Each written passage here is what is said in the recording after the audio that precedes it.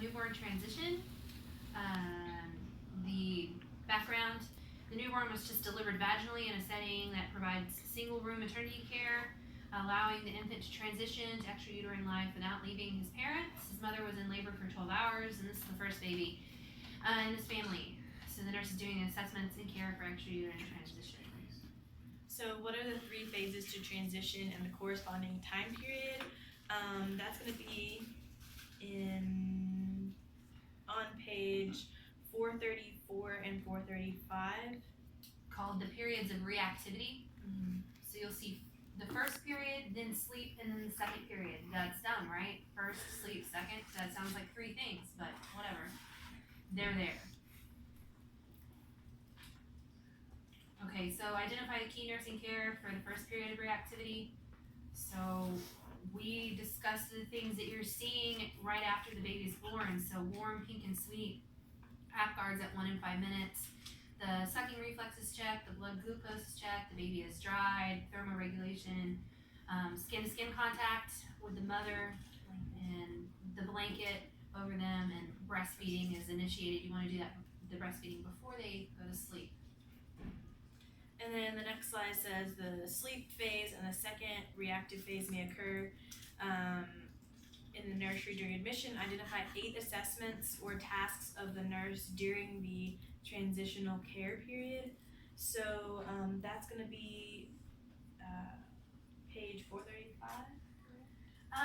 Well, and when we talked about it, she said that this would also include the first stage. So these 8 assessments are all general assessments that happen from the time that the baby's out. Yeah, and some of these are in chapter 22. Yes. So some is, so it's like 462.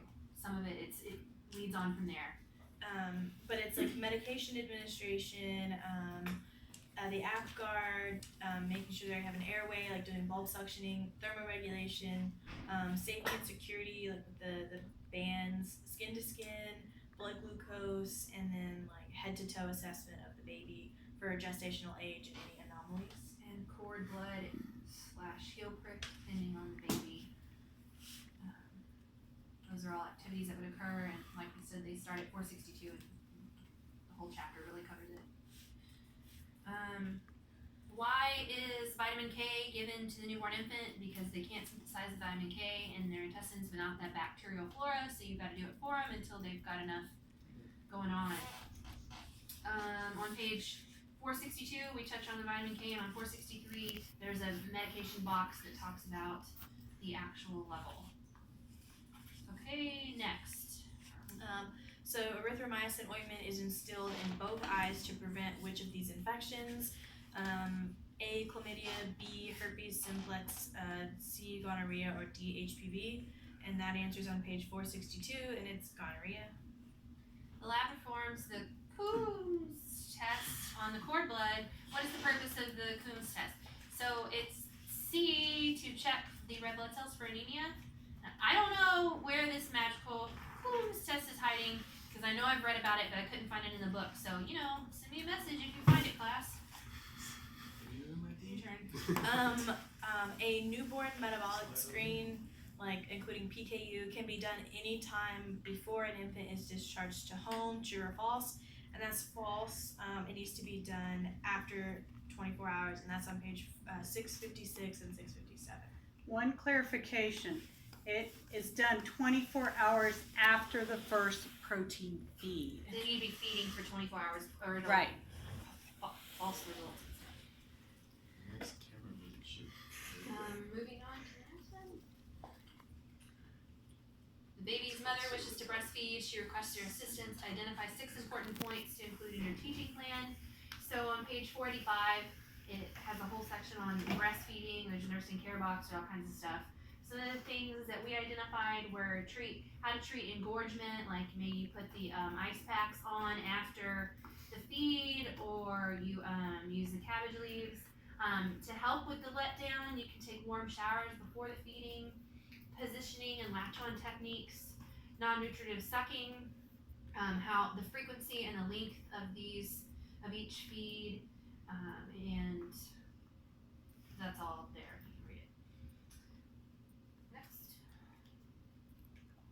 Get it together. mother calls to tell you that the baby seems to be too sleepy and isn't feeding well. What's your next action? So we said, wake them up. The sleepy infant is on page 490, but I mean, it doesn't.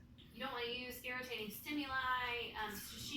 What we gathered from this portion of the book was that the nurse needs to decide, has the baby been fed enough? Does the baby need to be woken up early for another feed, or do you need to have another feed sooner than you regularly would have done it? And that one of the problems is that poor feeding can be an early sign of sepsis, so that's why you want to keep your eye on it. A couple of the direct techniques are unwrap the baby and just stroke its feet. So it's not real irritating, but the baby does do some waking up. So think about those non-harsh interventions. Go ahead. You're reviewing discharge instructions with the mother and she has questions about cord care and circumcision care. What should you tell her? So cord care is on 468. So you're not going to submerge in baths while the cord is still there. You want to tuck the diaper and secure it below the cord so you're not having all that stuff get mixed. Circumcision is on 470. Did you have any? Some of it is like the yellow crusty type stuff that forms. You don't want to remove that. You want to watch for signs of redness and inflammation, infection that could occur. You still want to clean with soap and water. And then so the mom asks how she can keep her son from catching a cold or some other type of infection, and that would be on page 476. It talks about like immunizations, and then we also discuss like hand hygiene is important, and then not kissing the baby on the face. Don't let strangers touch your baby. Yeah. How can the rest of the family participate in this effort? They can also hand wash and listen to the mother whenever she's telling them. There's probably more to that. What do you think, Mrs. Hum? Repeat the question. What is the most important measure to teach her regarding keeping her son from catching a cold or another type of infection, and how can the family participate? Okay, biggest protection for infection control is Hand hygiene. hand washing. Right. And so how can the family participate? Wash their hands. So what if she has little kids? Wash their kids. Stay away from the baby. But no, what's a good way to teach a 18-month-old to a 3-year-old what adequate hand washing is? That's a good question. Sing the ABCs. That's a real good one. Say it out loud. Sing the ABCs while you wash your hands. What's another one that they're going to have to be doing because they had a new baby? Happy birthday. Happy birthday. Happy birthday twice. Twice. Okay.